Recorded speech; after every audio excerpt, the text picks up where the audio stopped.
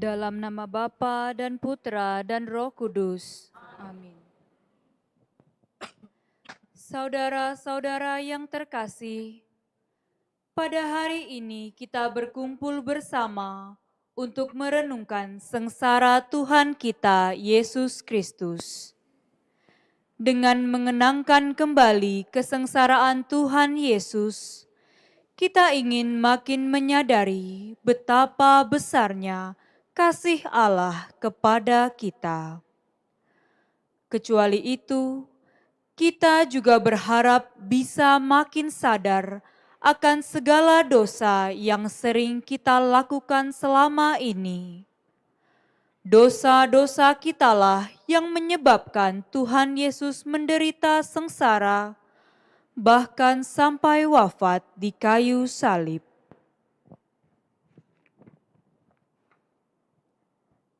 Marilah kita berdoa. Allah Bapa yang Maha Baik, kami bersyukur kepadamu karena Kau kumpulkan bersama pada hari ini. Kami ingin merenungkan sengsara Putramu Yesus Kristus. Semoga Roh Kudus yang Kau curahkan ke dalam hati kami membuat kami semakin menyadari betapa besarnya cinta-Mu kepada kami. Tuntunlah kami agar kami berani meninggalkan dosa-dosa kami. Ajarlah kami agar kami tidak takut mencintai Engkau dan sesama kami. Karena Yesus Kristus yang bersama Engkau dan Roh Kudus mendampingi hidup kami kini dan sepanjang masa. Amin.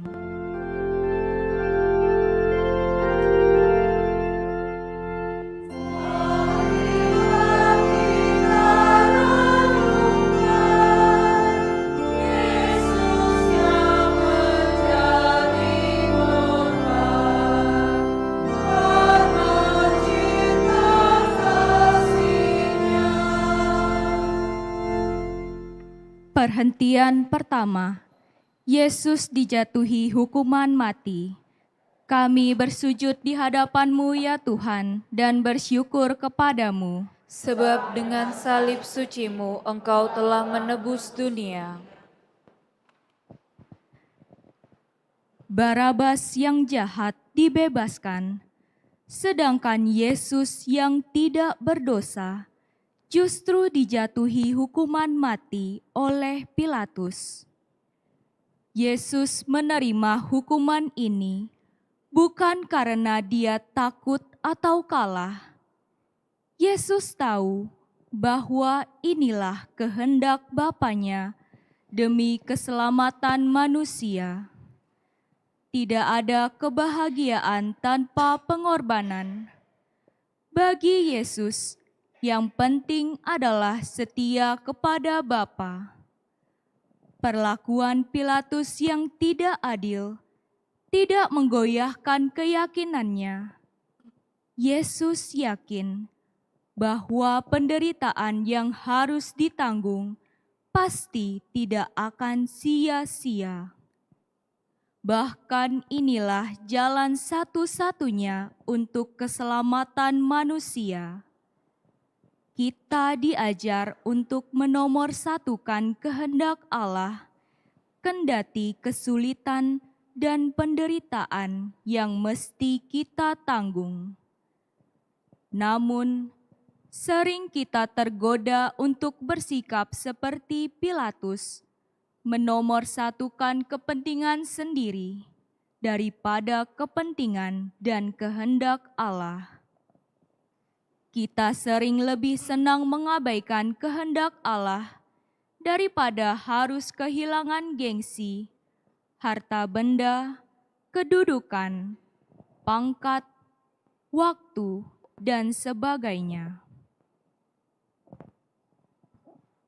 Marilah berdoa. Ya Allah, melalui Putramu Engkau mengajarkan kami untuk berani setia kepada kehendak-Mu, meskipun itu bisa berarti sebuah penderitaan yang harus kami pikul. Semoga kami tidak takut mengikuti Engkau, menjadi pembawa damai di tengah ketidakberesan dunia ini. Tuhan, kasihanilah kami. Ya Allah, kasihanilah kami orang yang berdosa ini.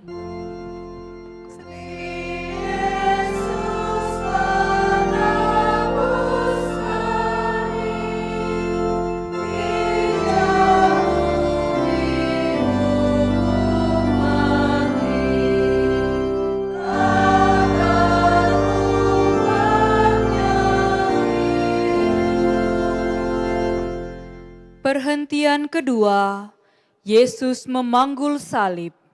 Kami bersujud di hadapan-Mu ya Tuhan dan bersyukur kepadamu. Sebab dengan salib suci-Mu Engkau telah menebus dunia. Yesus diberi jubah ungu, kepalanya diberi mahkota duri. Ia diolok-olok dan disuruh memanggul salib. Semua penghinaan ini diterima Yesus dengan rela hati. Yesus sering mengajar, perlunya merendahkan diri. Dia tidak hanya mengajar dengan kata-kata, tetapi juga dengan tindakan nyata.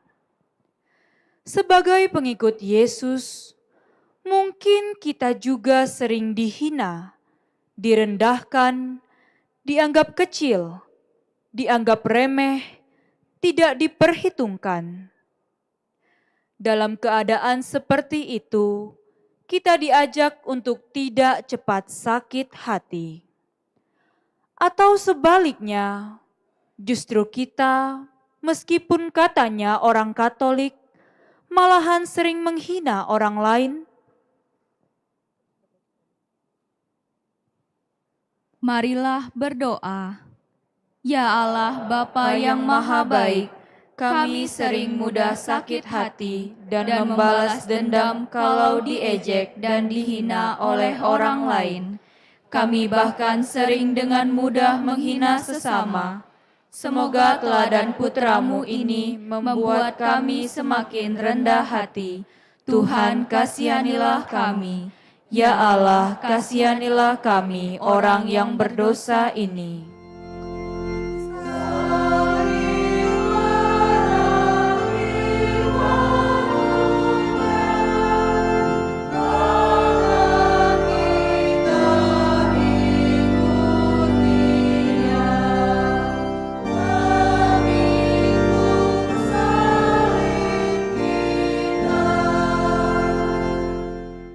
Perhentian ketiga, Yesus jatuh yang pertama kali di bawah salib. Kami bersujud di hadapan-Mu ya Tuhan dan bersyukur kepadamu. Sebab dengan salib suci-Mu Engkau telah menebus dunia. Semalaman Yesus tidak tidur. Banyak darah keluar dari tubuhnya. Salib yang begitu berat harus dipanggulnya. Jalan Golgota menanjak dan tidak rata. Yesus jatuh tertindih salib. Tetapi yang lebih menyiksa Dia adalah dosa-dosa kita.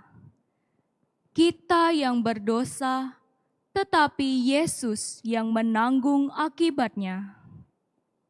Yesus menunjukkan kepada kita bagaimana wujudnya dosa dan bagaimana akibat dari dosa. Dosa terungkap dalam penghinaan, dosa nyata dalam segala kegiatan yang menghancurkan kehidupan. Dan berjuang melawan dosa itu tidak gampang. Jalan menuju keselamatan itu berat, menanjak, dan tidak rata. Kalau Yesus jatuh karena dosa-dosa kita, kita justru sering jatuh lagi ke dalam dosa. Namun, Allah tetap mencintai kita. Allah ingin agar kita tidak putus asa. Allah ingin agar kita berani bangkit lagi dan setia mengikuti jalan salib-Nya. Marilah berdoa. Ya Allah, Engkau tahu betapa banyak dan besarnya dosa-dosa kami. Engkau tahu betapa seringnya kami jatuh ke dalam dosa. Semoga kami Kau beri keberanian untuk meneladan putra-Mu. Kalau kami jatuh ke dalam dosa, tolonglah agar kami bisa bangun lagi dan kembali mengikuti kehendak-Mu. Semoga kami berani memanggul salib yang Kau letakkan di atas bahu kami. Tuhan, kasihanilah kami. Ya Allah, kasihanilah kami orang yang berdosa ini.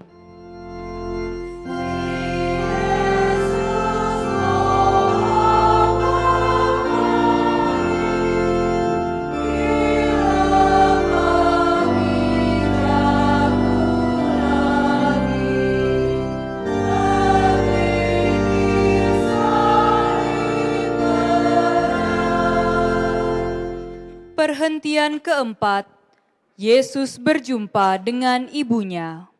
Kami bersujud di hadapan-Mu ya Tuhan dan bersyukur kepada-Mu.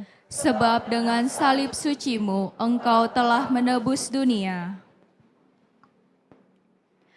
Yesus meneruskan jalan salibnya. Di tengah jalan, Ia berjumpa dengan ibunya. Yesus pasti tidak lupa akan Maria. Dialah wanita yang pernah mengandungnya. Dialah yang melahirkannya. Maria pernah menyusuinya, membesarkannya, mendidiknya, dan ketika dirinya dihina, sengsara, Maria tidak meninggalkannya. Maria pantas disebut teladan orang beriman. Yesus menemui ibunya dan ingin berkata kepada kita, jadilah seperti Maria. Seperti itulah orang beriman. Maria pasrah kepada kehendak Allah, meskipun ini juga berarti penderitaan. Maria tidak takut bertemu dengan Yesus yang sedang dihina, disiksa. Di sekitar kita juga banyak orang hina, orang papa, orang menderita. Apakah kita juga berani menjadi sahabat mereka? Apa yang sudah kita perbuat untuk mereka?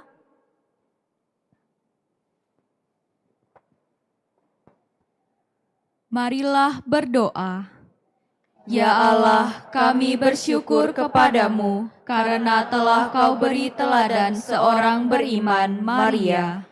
Semoga kami Kau beri ketabahan dikala kami mengalami banyak kesulitan hidup. Semoga kami juga berani menjadi sahabat bagi orang-orang yang menderita di sekitar kami. Tuhan, kasihanilah kami. Ya Allah, kasihanilah kami orang yang berdosa ini.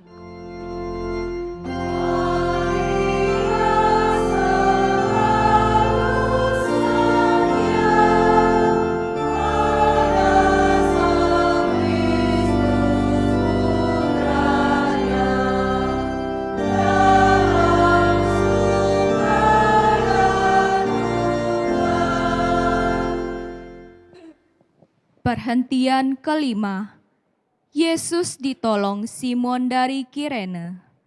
Kami bersujud di hadapan-Mu ya Tuhan dan bersyukur kepada-Mu. Sebab dengan salib suci-Mu Engkau telah menebus dunia. Yesus nampak begitu letih. Para serdadu tidak ingin bahwa Yesus mogok di tengah jalan.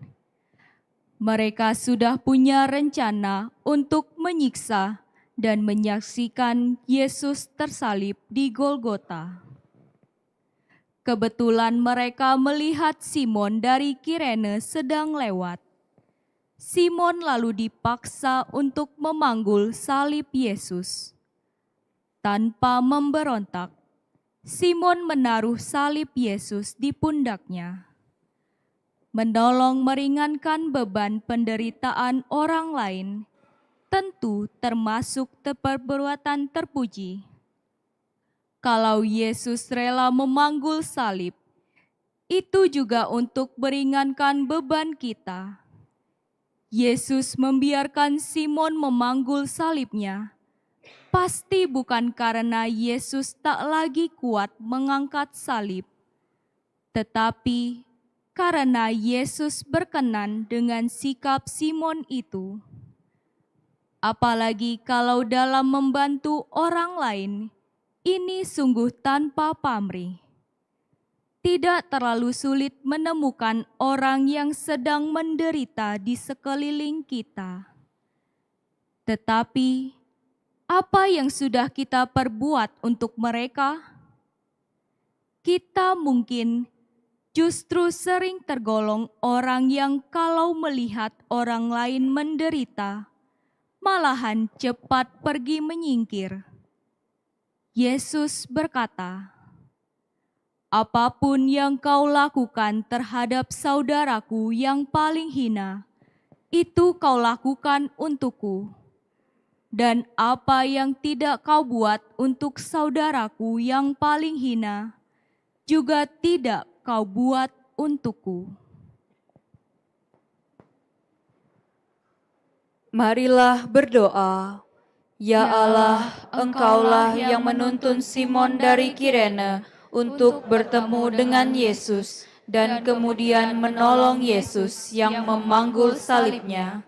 Melalui keteladan Simon ini, Engkau ingin mengajar kami untuk saling membantu meringankan beban penderitaan orang lain. Semoga kami tidak takut menolong sesama kami yang sedang menderita, apapun resikonya.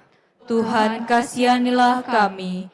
Ya Allah, kasihanilah kami orang yang berdosa ini.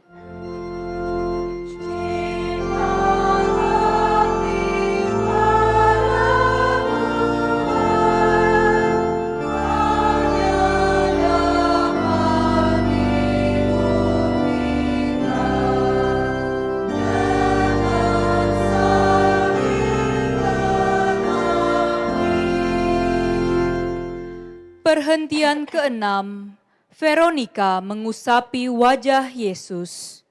Kami bersujud di hadapan-Mu ya Tuhan dan bersyukur kepadamu. Sebab dengan salib suci-Mu, Engkau telah menebus dunia. Yesus meneruskan jalan salibnya. Di tengah jalan, Ia bertemu dengan Veronika. Tanpa takut dicap sebagai sahabat dari orang yang terhukum dan terkutuk, Veronika mendekati Yesus. Wajah Yesus yang penuh keringat dan darah diusapnya. Yesus pasti amat berkenan dengan sikap dan perbuatan Veronika ini. Ternyata tidak semua orang membencinya, mencacinya. Mungkin apa yang dilakukan Veronika ini memang kecil, sepele. Tetapi di balik tindakan remeh ini ada sikap yang terpuji, bela duka, memberi perhatian kepada orang yang sedang menderita.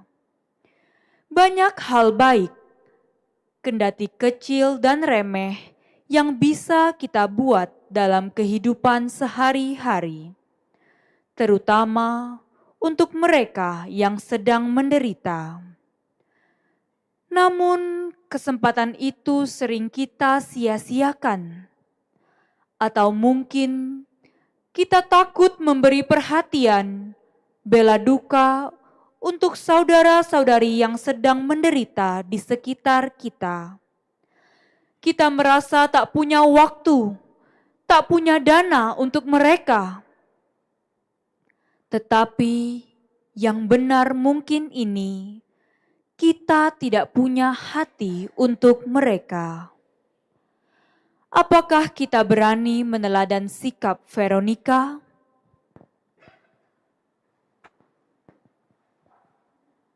Marilah berdoa.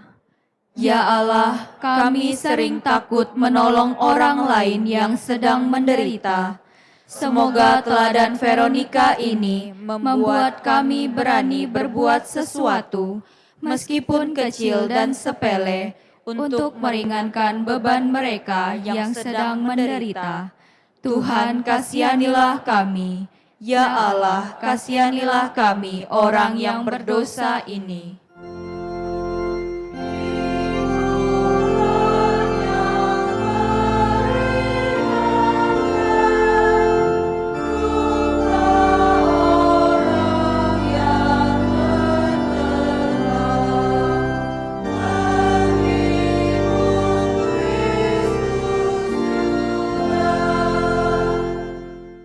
Perhentian ketujuh. Yesus jatuh kedua kalinya di bawah salib.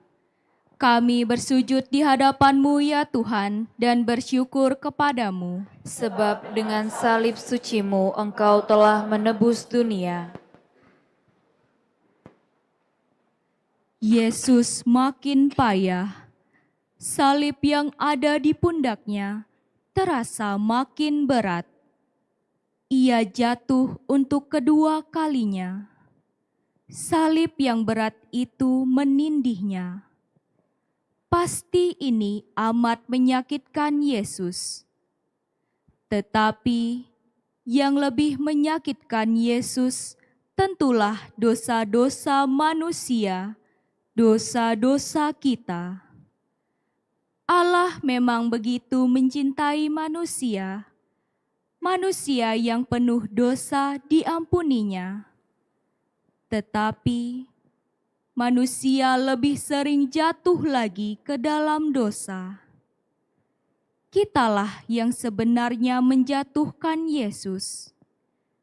Ini terjadi misalnya ketika kita menjatuhkan nama baik orang lain, ketika kita menghancurkan masa depan orang lain, ketika kita menghancurkan kebahagiaan orang lain. Dengan menjatuhkan orang lain, kita sekali lagi membuat Yesus jatuh tersungkur, tertindih salibnya. Marilah berdoa. Ya Allah, berulang kali kami berbuat dosa dengan menjatuhkan dan menghancurkan orang lain, bahkan diri kami sendiri.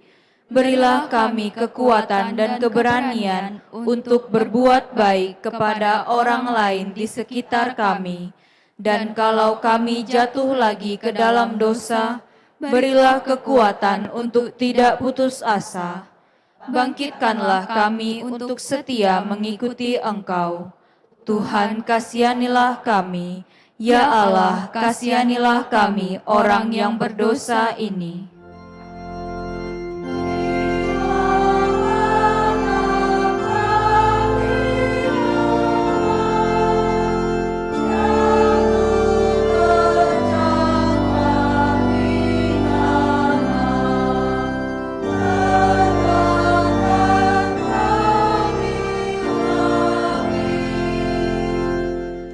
Perhentian ke-8. Yesus menasehati wanita-wanita yang menangis. Kami bersujud di hadapan-Mu ya Tuhan dan bersyukur kepadamu. Sebab dengan salib suci-Mu Engkau telah menebus dunia. Banyak orang yang menyaksikan bagaimana Yesus tertatih-tatih memanggul salibnya. Ada yang menertawakan, ada yang mengejek, tetapi ternyata ada juga yang simpati terhadap Yesus. Di antara yang simpati ini terdapat wanita-wanita. Mereka menangis melihat Yesus yang nampak begitu menderita. Yesus ternyata tidak tenggelam dalam penderitaannya. Yesus sempat pula memperhatikan orang-orang yang ditemuinya. Wanita-wanita yang menangis bahkan sempat dihibur, tetapi juga diberi peringatan oleh Yesus. Yesus berkata kepada wanita-wanita ini, "Janganlah menangisi aku, tetapi tangisilah dirimu dan anak-anakmu."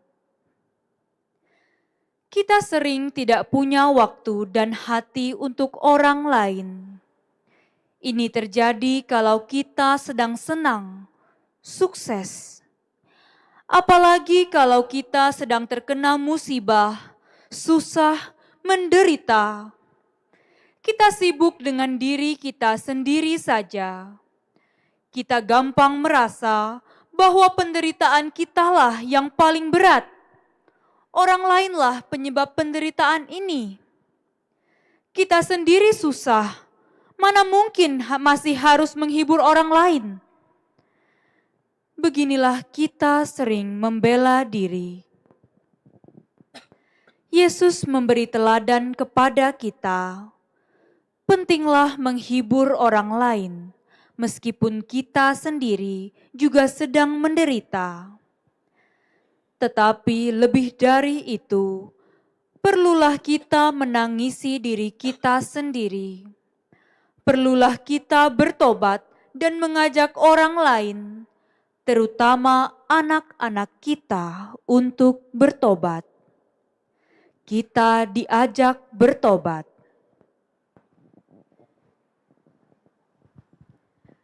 Marilah berdoa.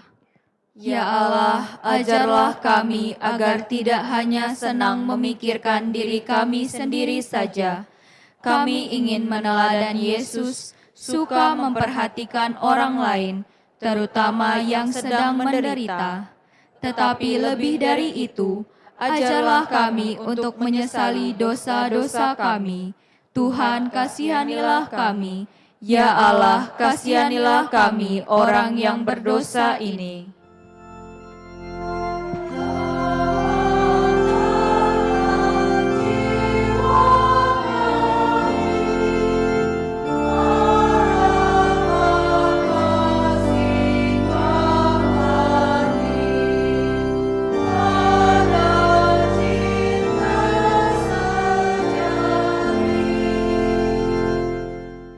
Perhentian ke-9. Yesus jatuh ketiga kalinya di bawah salib. Kami bersujud di hadapan-Mu ya Tuhan dan bersyukur kepadamu. Sebab dengan salib suci-Mu Engkau telah menebus dunia. Hari makin panas, jalan makin menanjak, tubuh Yesus makin lemah. Akhirnya, Yesus harus jatuh untuk ketiga kalinya. Salib yang terasa makin berat itu menindih tubuhnya. Tetapi, dengan sisa-sisa tenaganya, Yesus berusaha untuk bangun lagi. Salibnya harus dipanggul sampai ke Golgota. Hidup ini ternyata tidak selalu mulus. Beban yang harus dipikul sering tidak ringan. Ini yang sering membuat kita jatuh. Yang membuat beban Yesus makin berat, tentulah kalau kita sering jatuh lagi ke dalam dosa. Atau kalau kita sekali lagi menjatuhkan orang lain, memberi beban terlalu berat pada orang lain. Tetapi Yesus mengajar kita untuk tidak putus asa. Kalau kita gagal, kita jatuh lagi ke dalam dosa, kita diminta untuk bangun lagi, ikut Yesus. Ikut Yesus memang berat. Marilah berdoa. Ya Allah, Engkau sungguh amat mencintai kami.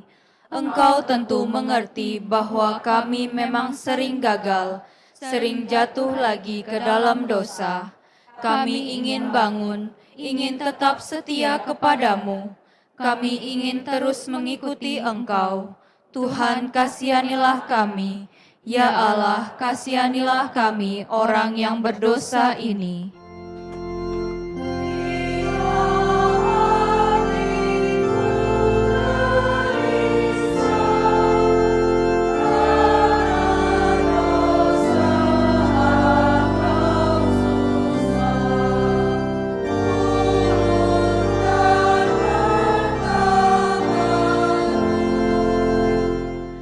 Perhentian ke-10, pakaian Yesus ditanggalkan.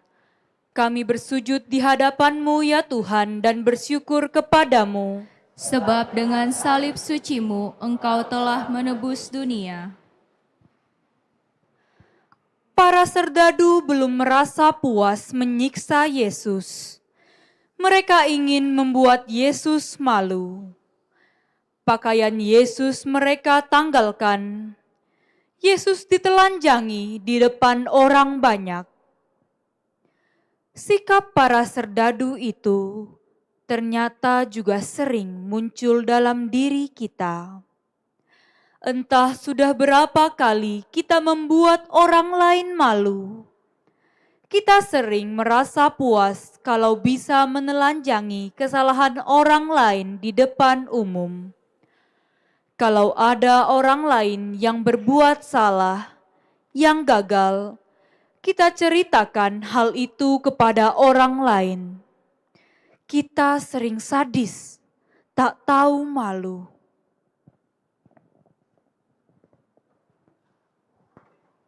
Marilah berdoa. Ya Allah, Putra-Mu Yesus pernah ditelanjangi, dipermalukan. Bukan hanya para serdadu yang membuat itu, tetapi kami ikut mempermalukan Engkau. Itu terjadi ketika kami berdosa, ketika kami menelanjangi dan mempermalukan orang lain. Tuhan, kasihanilah kami. Ya Allah, kasihanilah kami orang yang berdosa ini.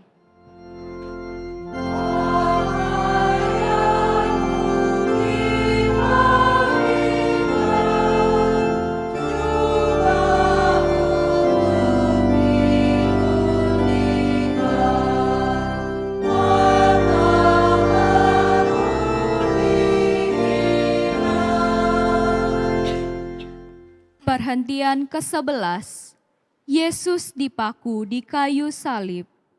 Kami bersujud di hadapan-Mu ya Tuhan dan bersyukur kepadamu. Sebab dengan salib suci-Mu Engkau telah menebus dunia.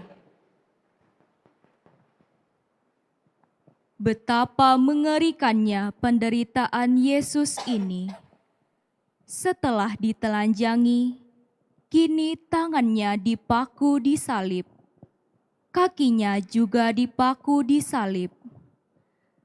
Derita ini makin terasa memedihkan karena Yesus tidak bersalah. Yesus tidak berdosa sedikit pun. Tetapi Yesus sama sekali tidak membenci para penganiaya ini. Yesus menentang segala dosa. Tetapi Dia sama sekali tidak membenci orang yang berdosa. Para algojo yang menyalibnya justru didoakan, Bapa, ampunilah mereka, karena mereka tidak tahu apa yang mereka perbuat. Yesus memang mengajar kita untuk melawan segala bentuk kejahatan, segala jenis dosa. Namun, kalau ada orang yang berdosa, kita diajar untuk tetap mencintainya. Kita diberi teladan untuk mencintai sesama, bahkan musuh kita. Kejahatan tidak akan bisa dikalahkan dengan kejahatan, kejahatan hanya bisa dikalahkan oleh kebaikan. Tetapi kita ditanya, apakah kita juga sudah berbuat seperti Yesus ini?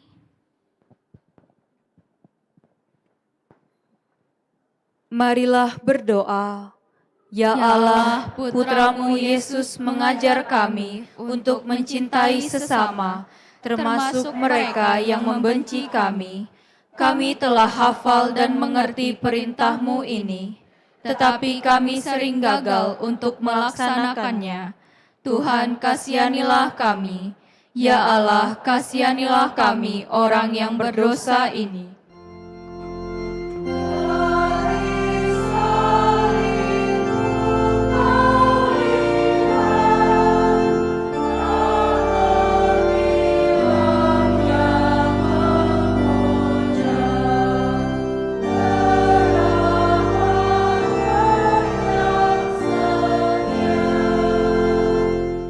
Perhentian ke-12, Yesus wafat di kayu salib. Kami bersujud di hadapan-Mu ya Tuhan dan bersyukur kepadamu. Sebab dengan salib suci-Mu Engkau telah menebus dunia. Udara begitu panas menyengat. Tubuh Yesus makin melemah. Sudah 3 jam, Yesus tergantung di salib. Akhirnya, Yesus berseru dengan suara nyaring, "Ya Bapa, ke dalam tangan-Mu kuserahkan nyawaku." Yesus wafat. Ketaatan Yesus kepada kehendak Bapa tak tergoyahkan sampai akhir hayatnya. Ketaatan Yesus inilah yang menyelamatkan manusia, yang menyelamatkan kita. Ketaatan kepada kehendak Allah terang bukan perkara yang gampang. Lebih-lebih kalau kita sedang berada dalam keadaan lemah, dalam situasi sulit. Tetapi kita diajar oleh Yesus untuk taat kepada Allah dalam keadaan apapun sampai mati. Yesus mengajar kita bahwa kematian bukanlah titik akhir hidup kita. Seperti bulir gandum, dia justru bisa menghasilkan buah berlimpah kalau mau jatuh ke tanah dan mati.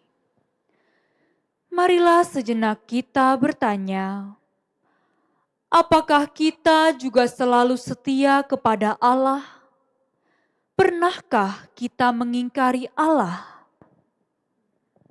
Marilah berdoa. Ya Allah, Putra-Mu Yesus taat mengikuti kehendak-Mu sampai wafat di salib. Kami pun ingin meneladan sikap Putra-Mu, tetapi kami sering gagal. Kami sering mengingkari Engkau. Tuhan, kasihanilah kami. Ya Allah, kasihanilah kami orang yang berdosa ini.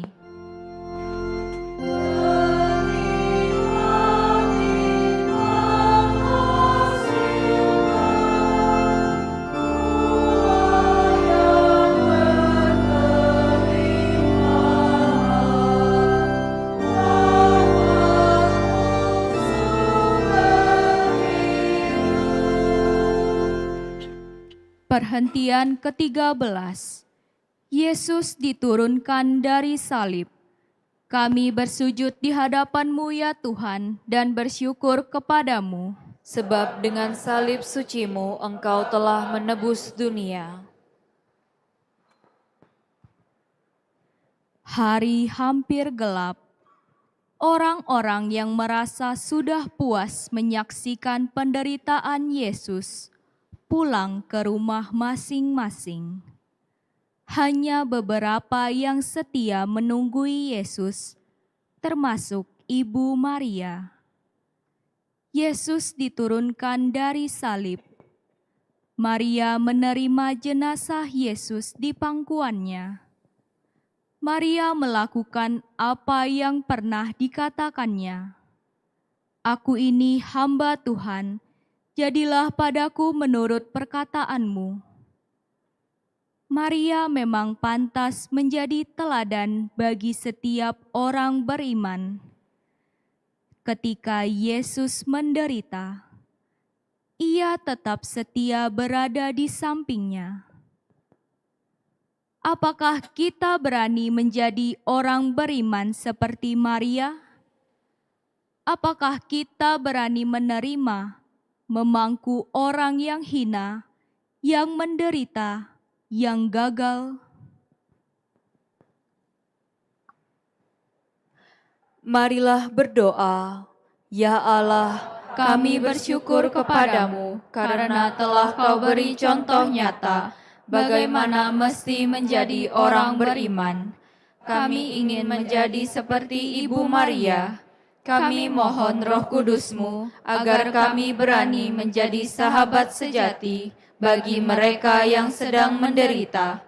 Memang kami sering lari menjauhi orang-orang yang mengalami kesulitan, yang hina, yang papa. Tuhan, kasihanilah kami. Ya Allah, kasihanilah kami orang yang berdosa ini.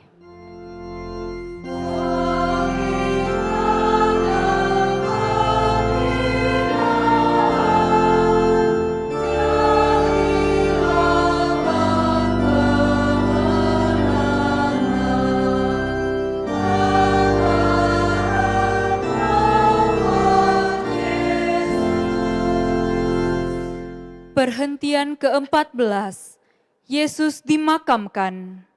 Kami bersujud di hadapan-Mu ya Tuhan dan bersyukur kepadamu. Sebab dengan salib suci-Mu Engkau telah menebus dunia.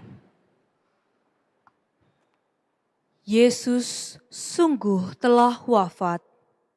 Ia lalu dikubur. Ia berada dalam kegelapan. Namun, pada hari ketiga, ia bangkit. Kematian bukanlah akhir hidup Yesus. Ia bangkit. Ini berarti bahwa dosa dan maut telah ia kalahkan.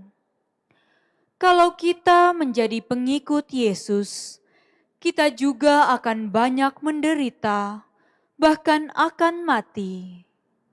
Tetapi juga akan bangkit seperti Yesus.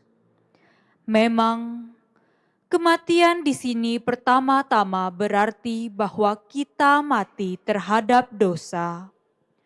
Dosa yang perlu dikalahkan tidak hanya sering tumbuh di dalam diri kita, tetapi juga dosa yang ada dalam keluarga kita, dalam masyarakat kita. Apakah kita juga sudah mati terhadap dosa? Apakah kita berani meninggalkan segala macam bentuk kejahatan yang ada di sekeliling kita? Marilah berdoa. Ya Allah, kami sering takut dengan penderitaan, meskipun itu menjadi wujud salib yang harus kami panggul. Memang kami sering gagal dalam hal ini.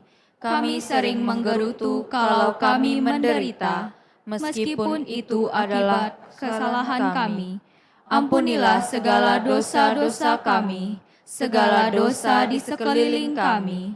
Tuhan, kasihanilah kami. Ya Allah, kasihanilah kami orang yang berdosa ini.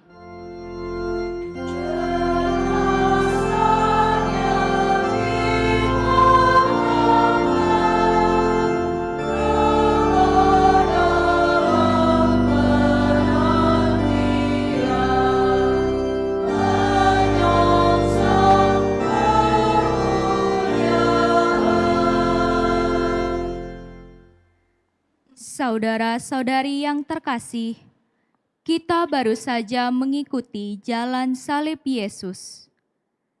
kita diingatkan kembali betapa besarnya cinta Allah kepada umat-Nya.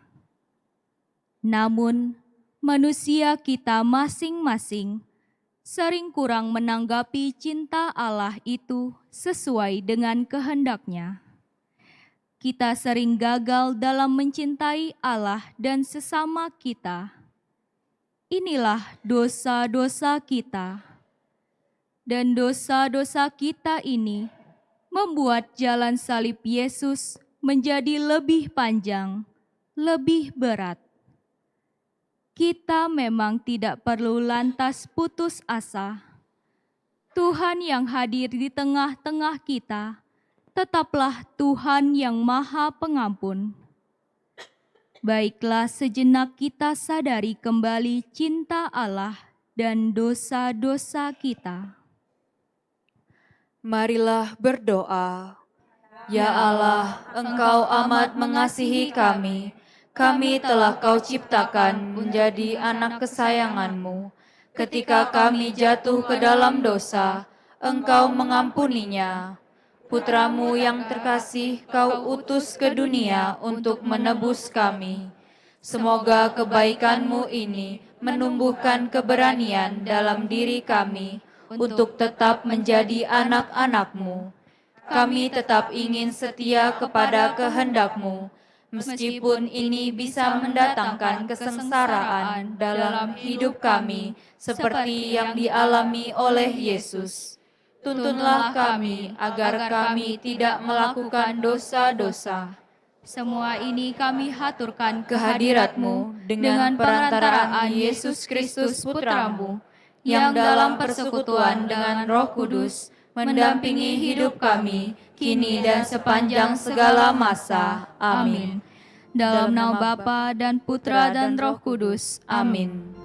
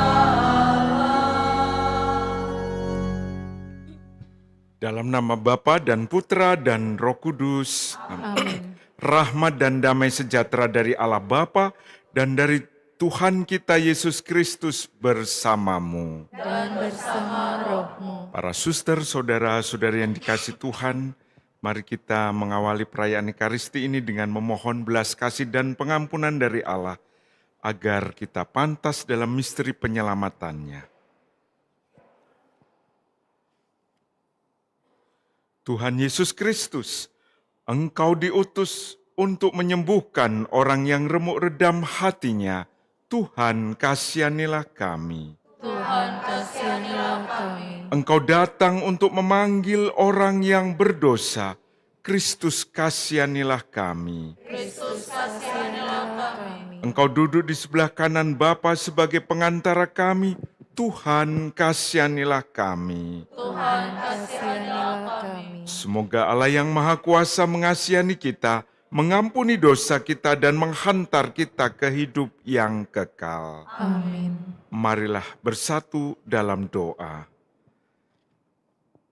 Intensi misa untuk kebahagiaan abadi Maria Marlena Wijaya yang dipanggil Tuhan 24 tahun yang lalu.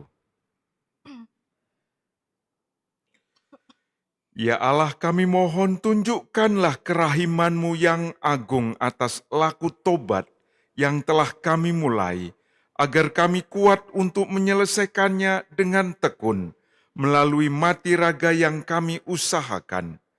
Dengan pengantaraan Yesus Kristus Putra-Mu Tuhan kami, yang bersama dengan Dikau dalam persatuan Roh Kudus, hidup dan berkuasa Allah sepanjang segala masa. Amin.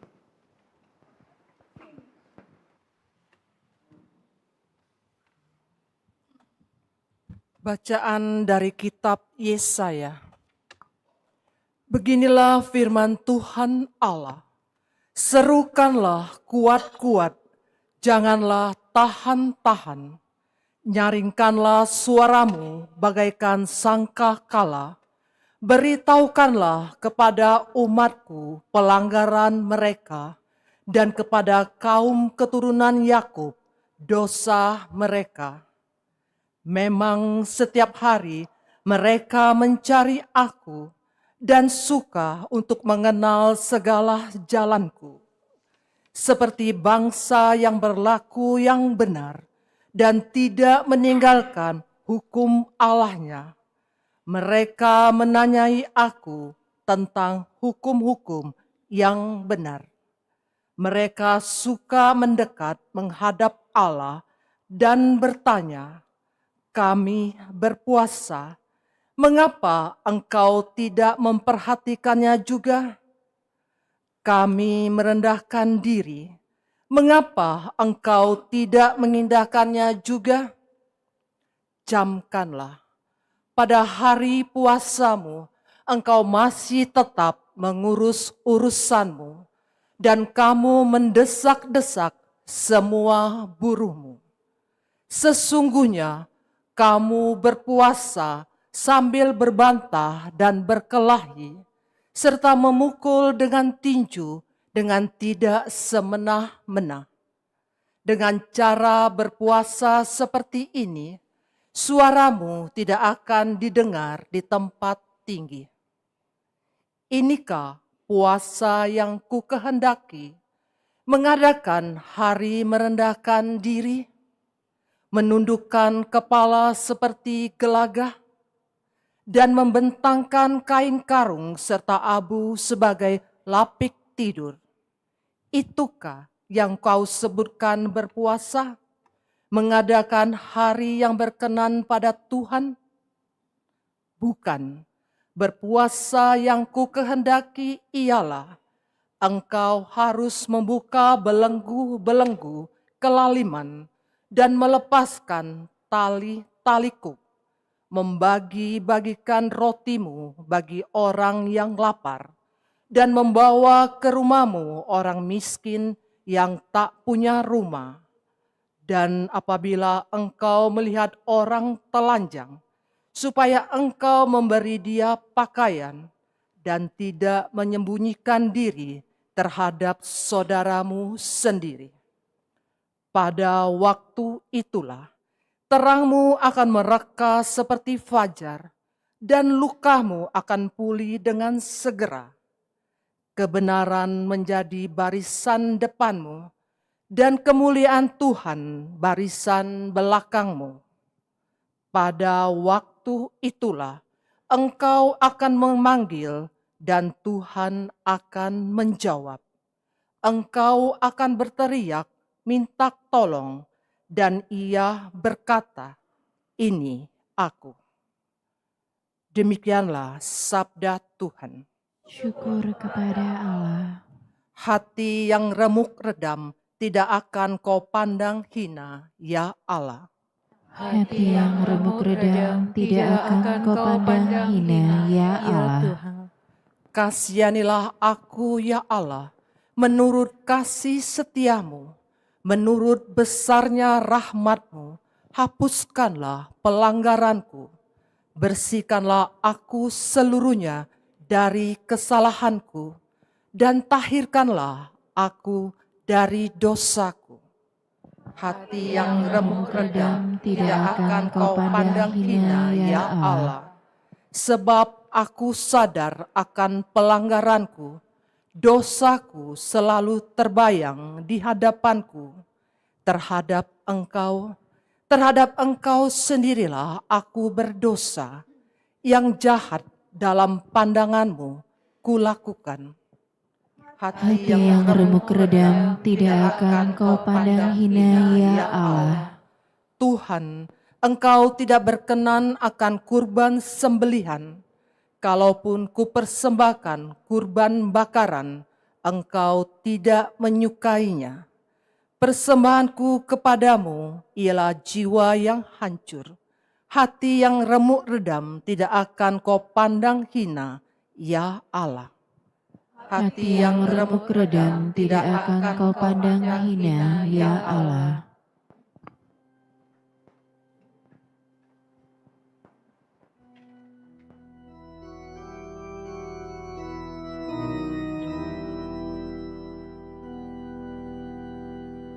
Terpujilah Kristus Tuhan, Raja mulia dan kekal.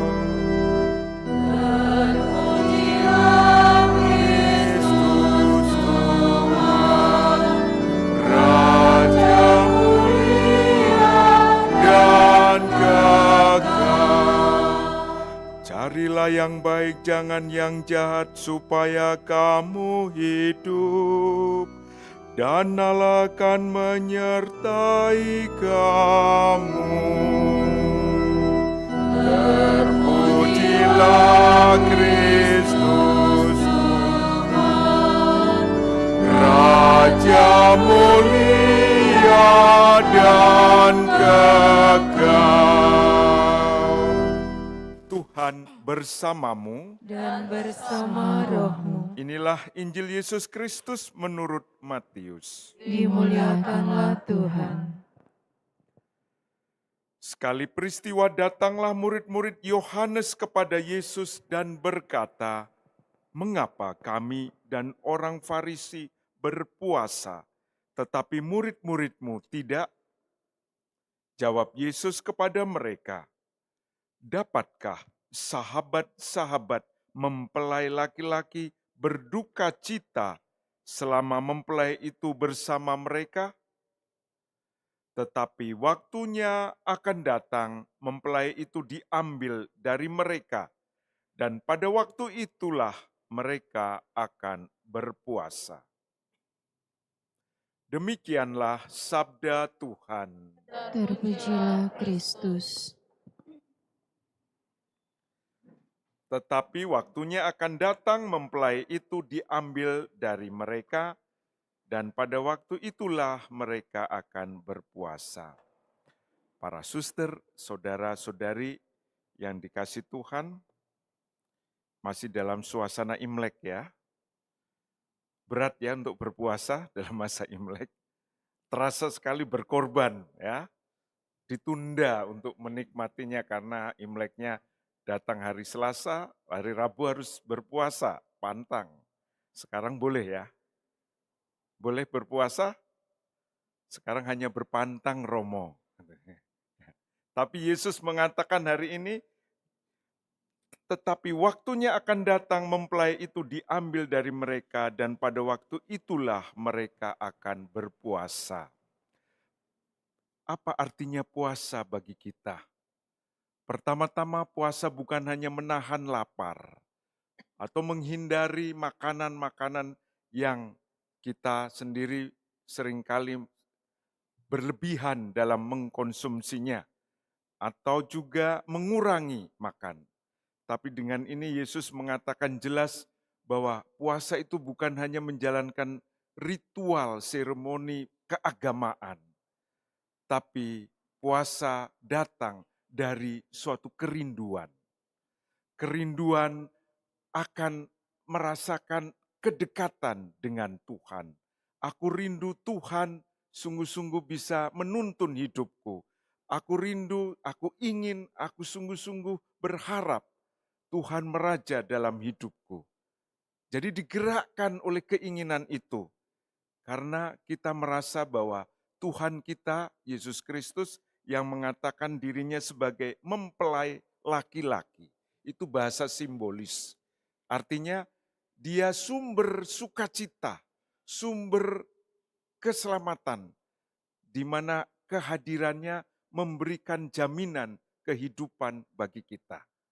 Maka kalau kita merasa jauh dari jaminan ini, jauh dari keselamatan ini, kita diundang untuk berpuasa. Artinya apa? Melatih atau latihan rohani agar kerinduan untuk bisa mencintai Tuhan Yesus lebih dalam lagi, lebih dekat lagi, lebih besar lagi, bisa terlaksana dalam hidup kita. Maka pertama-tama memasuki di awal masa Prapaskah ini, mari kita mohon rahmat, suatu kesadaran bahwa kita ini sungguh-sungguh begitu istimewa di hati Yesus. Dan apakah Yesus sungguh istimewa di setiap hati kita? Apakah Yesus sungguh-sungguh menjadi yang utama jaminan dari sukacita kita? Kalau itu belum dirasakan, maka tidak akan ada kerinduan untuk bisa mencintai Tuhan lebih dekat lagi. Kalau ini belum bisa muncul, maka kita pantas berpuasa. Tuhan memberkati.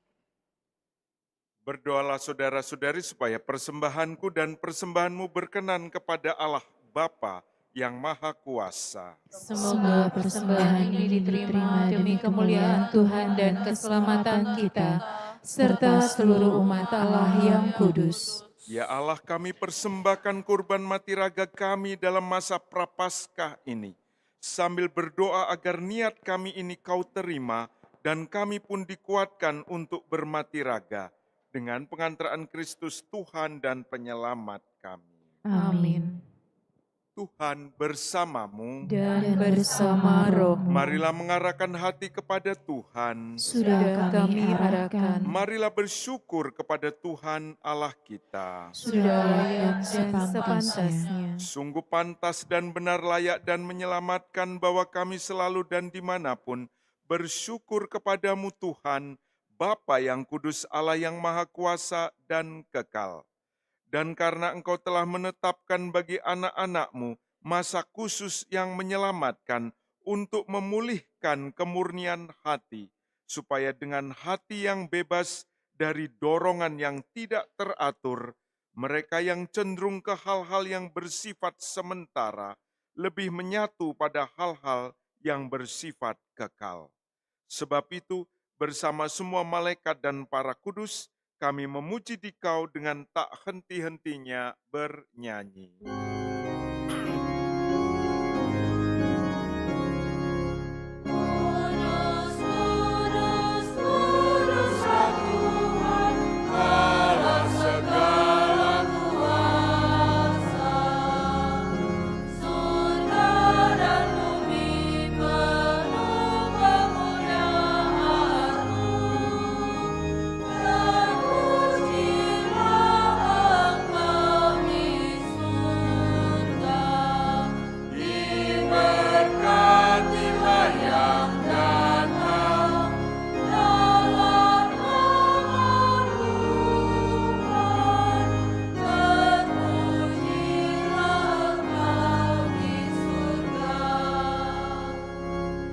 Sungguh kuduslah Engkau Tuhan, sumber segala kekudusan, maka kami mohon, kuduskanlah persembahan ini dengan pencurahan roh-Mu, agar bagi kami menjadi tubuh dan darah Tuhan kami Yesus Kristus. Ketika Dia diserahkan untuk menanggung sengsara dengan rela, Dia mengambil roti dan sambil mengucap syukur, Dia memecah-mecahkan, lalu memberikannya kepada murid-muridnya seraya berkata, "Terimalah dan makanlah kamu semua, inilah tubuhku yang diserahkan bagimu."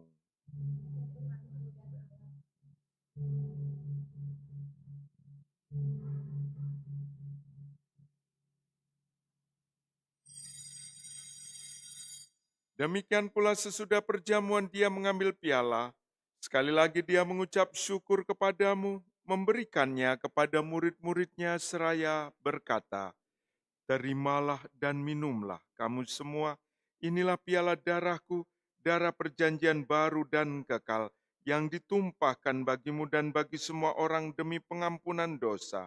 Lakukanlah ini sebagai kenangan akan daku."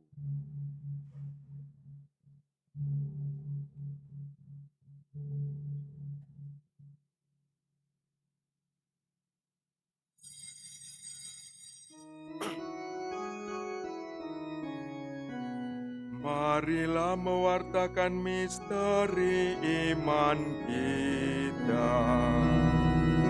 Setiap kali kami makan roti ini Dan minum dari piala ini, wafat-Mu Tuhan, kami wartakan hingga Engkau datang. Sambil mengenangkan wafat dan kebangkitan Kristus, kami mempersembahkan kepadamu Bapa, roti kehidupan dan piala keselamatan. Kami bersyukur sebab kami Engkau anggap layak menghadap Engkau dan berbakti kepadamu. Dan kami mohon, semoga kami yang menerima tubuh dan darah Kristus dihimpun menjadi satu umat oleh Roh Kudus. Ingatlah Tuhan akan gerejamu yang tersebar di seluruh bumi, agar Engkau menyempurnakannya dalam cinta kasih dalam persatuan dengan Paus kami Leo ke-14 dan Uskup kami Yohanes, serta semua rohaniwan. Ingatlah juga akan saudara-saudari kami yang telah meninggal dengan harapan akan bangkit, khususnya yang kami doakan pada misa sore ini, Maria Marlena Wijaya, dan akan semua orang yang telah berpulang dalam kerahiman-Mu. Kita kenangkan mereka yang sudah mendahului kita.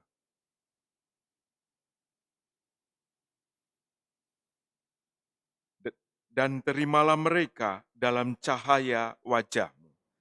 Kami mohon kasihanilah kami semua agar kami Engkau terima dalam kebahagiaan abadi bersama Santa Perawan Maria Bunda Allah, Santo Yosef mempelainya, para rasul dan semua orang kudus sepanjang masa yang hidupnya berkenan padamu. Semoga kami pun Engkau perkenankan turut serta memuji dan memuliakan Dikau dengan pengantaraan Yesus Kristus Puteramu. Dengan pengantaraan Dia, bersama Dia, dan dalam Dia, bagimu Allah Bapa yang Maha Kuasa, dalam persekutuan dengan Roh Kudus, segala hormat dan kemuliaan sepanjang segala masa. Atas petunjuk penyelamat kita dan menurut ajaran ilahi, maka beranilah kita berdoa. Bapa kami yang ada di surga, dimuliakanlah namamu, datanglah kerajaanmu, jadilah kehendak-mu di atas bumi seperti di dalam surga. berilah Berilah kami kami rezeki pada hari ini, dan ampunilah kesalahan kami, seperti kami pun mengampuni yang bersalah kepada kami. Dan janganlah masukkan kami ke dalam pencobaan, tetapi bebaskanlah kami dari yang jahat. Tuhan kami mohon, bebaskanlah kami dari segala yang jahat. Sudilah memberi damai sepanjang hidup kami, supaya kami yang telah dikuatkan oleh kelimpahan belas kasih-Mu, selalu bebas dari dosa dan dijauhkan dari segala gangguan, sambil menantikan harapan yang membahagiakan dan kedatangan penyelamat kami, Yesus Kristus. Sebab Engkaulah Raja yang mulia dan berkuasa untuk selama-lamanya. Tuhan Yesus Kristus, Engkau telah bersabda kepada para rasul-Mu, damai-Ku kutinggalkan, bagimu damai-Ku kuberikan kepadamu. Janganlah memperhitungkan dosa kami, tetapi perhatikanlah iman gereja-Mu, dan berilah kami damai dan kesatuan sesuai dengan kehendak-Mu. Engkau yang hidup dan meraja sepanjang segala masa. Amin. Semoga damai Tuhan selalu bersamamu. Dan bersama rohmu. Kristus, damai Kristus.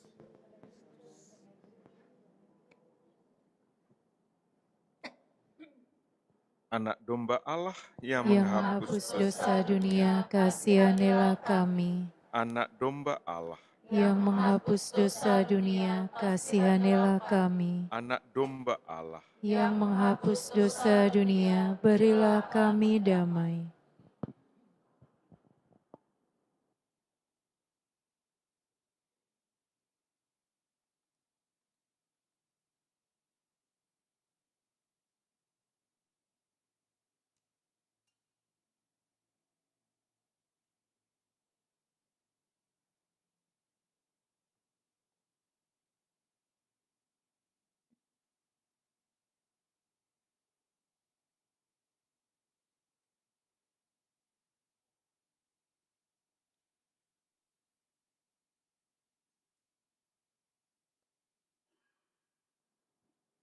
Inilah Yesus Kristus, anak domba Allah yang menghapus dosa-dosa dunia.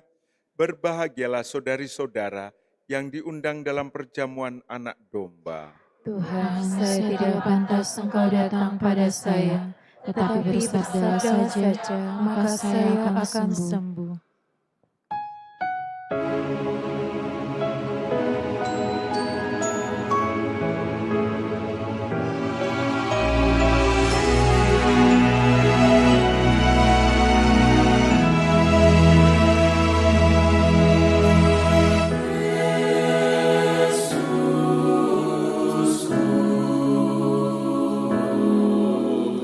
Aku percaya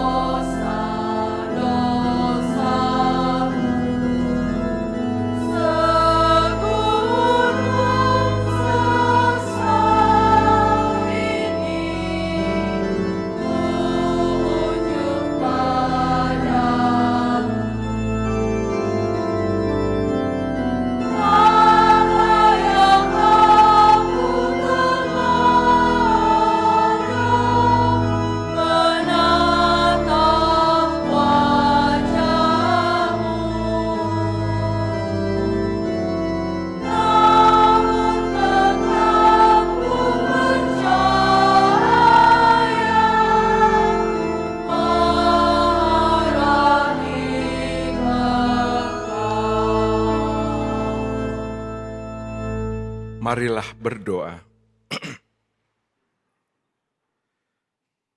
Ya Allah yang Maha Kuasa, kami mohon semoga dengan turut serta dalam misteri ini, kami disucikan dari segala perilaku buruk dan layak untuk menerima kesembuhan berkat belas kasih-Mu dengan pengantaraan Kristus Tuhan dan Penyelamat kami. Amin. Tuhan bersamamu. Dan bersama rohmu. Semoga saudara-saudari sekalian selalu dibimbing, dituntun, dan diberkati oleh Allah yang Maha Kuasa, Bapa, Putra, dan Roh Kudus. Amin. Dengan ini perayaan Ekaristi kita sudah selesai. Syukur kepada Allah.